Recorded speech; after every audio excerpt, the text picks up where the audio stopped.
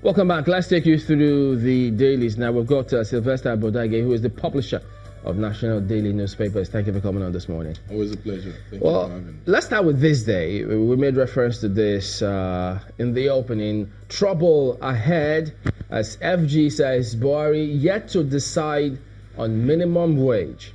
And look at the riders now. Labour agreement not subject to review. States seek power to legislate on paycheck. Atiku tasks president to keep promise to workers. So they say trouble ahead. They might have heard or read and seen something. Yeah, indeed. I mean, I see trouble ahead, really, because with the events that have played out, there's a fundamental question here. Has the federal government, the presidency, played a fast one on the organized labor? Because it appears that there was an admission, as it were, an acceptance. Okay.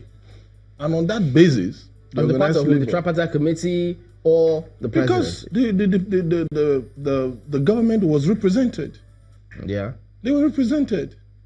Don't forget the back and forth before that day. And so that meeting was, on the eve of the industrial strike that was being, the industrial strike action. I mean, the industrial action that was being, mobilized by the organized labor. Yeah, and so if I go back to the speech by the president, the speech was in paragraphs. Yeah. And I tried to look at number 15 on that speech. And the president said there, in a way, both arguments, now referring to the arguments of both the organized labor and the government representatives and the private sector and the state governments, he said, in a way, both arguments are valid. I want to assure you that all we will immediately put in place, or that we will immediately put in place, the necessary machinery that will close out these open areas. Our plan is to transmit the executive bill to National Assembly for passage within the shortest possible time. Here, there were no definite rejection, as it were. Was there any acceptance as well? Definitely. Neither was there. I mean, if you read these, if the next thing is for you to immediately, in the shortest possible time, transmit an executive bill to National Assembly to the effect that you want to have a new minimum wage, then it presupposes that you are okay with what has come to you. Yeah, however, the president went on to state that in the coming days and weeks, he was seeking the patience of everybody, that the federal government will now begin to review, as it were, the submission of the committee. And for me, that in a way was, trying to play safe. But don't forget, again, when newsmen were talking to Ama people at the time, she did say, I think there were two figures, and that there were also, the way press reported it was, well, they were going to harmonize all of those, because it's not up to the president alone, to accept whichever fee. So the National Council of State will still have to ratify the proposal, which is made up of, former leaders, current leaders. Certainly. They will ratify that and send to the National Assembly. But we don't know what figure will they ratify. But at least the workers that are demanding the increase have come out to say, it is no brainer.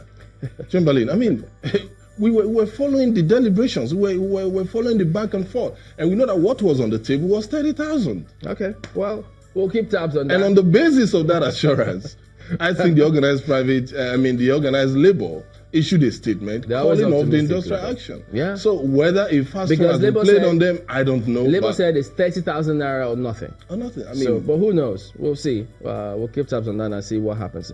Look at this other one here. U.S. Institute denies predicting victory for Buhari in 2019. So that came up yesterday, and this political period, there'll be lots of stories making the rounds back and forth. We'll keep seeing a back and forth, some fake news and some news here and there. When you see a statement, people begin to read their minds into it, and then when they feel that there's a slant they can give to it to favor their own cause or their own ambition, of course. But I think it is important that all the parties, are careful at this time not to mislead the public. And then these agencies of government, whether local or foreign, should also be careful the statements and the and their comments at this critical time, so as not to, as it were, play on the emotions of the electorate, because I they're usually diplomatic in many cases. All right, look at this other one. Kachiku, Nigeria's oil output hits 2.2 million barrels per day early 2019.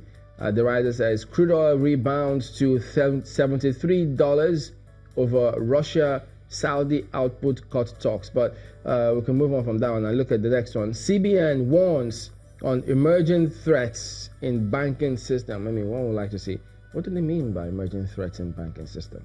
I mean, when the regulator raises an alarm, I think we should want to know precisely what the issues are. But I just wanted to quickly make reference to what Kachiku said. That's good news. I mean, coming from a backdrop of several borrowings here and there to finance the budget. So if anything, 2.2 million barrels and oil prices are rebounding, that's good news for us. That just means that there will be enough liquidity for the federal government to be able to finance its budget. So I think that's good news of some sort for us, and we just hope that it impacts, because it's not just enough to see that, oh, the crude oil output has gone up, prices have rebounded. Okay, so how does it translate? And I think that is the essence of governance. How does it translate to the ordinary man? Okay. And until Nigerians begin to enjoy directly the effect and they see it, impact the various sectors of the economy, I think there will still be complaints here and there. But I think that's good. That's some good news. Okay, the Nigerian Tribune is the next one here. We'll start just below the nameplate with this one. VAT should be a state affair, El Rufai frowns on lack of true federalism. That's interesting. I think that is like giving a credence for calls for restructuring,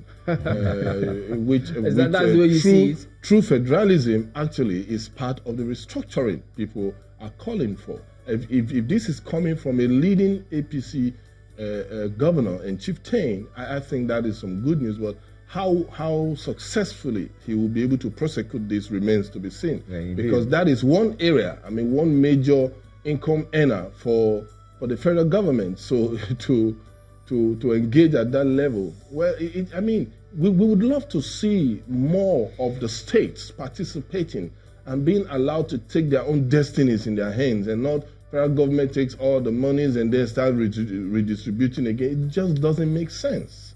Just doesn't make sense. We need to find a way to, in fact, that is one thing we really would love to see, where we would have true federalism indeed, not just true fiscal federalism. Aren't you going to make the governors more stronger? Because some complain that already some governors appear to be thin gods right now. So if you give them more money, more power, what does that suggest? But you must look at the future. We are evolving as a society. You cannot say because of some, I'm talking about strengthening the checks and balances. Sure, it goes down the line. It's not just about the governors alone. We have to also ensure that even at the legislative arms across the states, that they are equally strengthened to be able to ask the right questions, and then of course, challenge where they feel that the governors are not doing. Will they also be ensure that they have their independence? Certainly, these are part of the things that must, these are the ingredients indeed that must make up that restructuring that people are calling for. Talking about the legislature, Senate probes social intervention program, SureP, APC, PDP senators in shouting march, SIP being manipulated to buy PVCs for re-election of President Olujimi alleges program transparent, Lawan counters.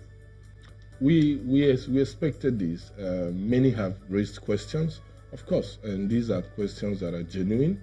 And it remains, on the part of those who are involved to disabuse the minds of those who are asking these questions. If they want to probe it, why not? There's no need for the shouting match. If they want to probe any social intervention program by any government, that is their role.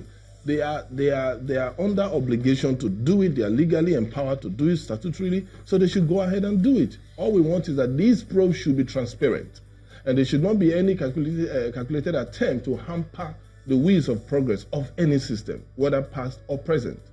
But if it is done in a transparent manner, where all the facts are on the table, and not just to try to rubbish a program or indict those who are behind it simply because you are not with them. No, we would like to see a transparent probe, and all Nigerians will once again want to be proud of their National Assembly.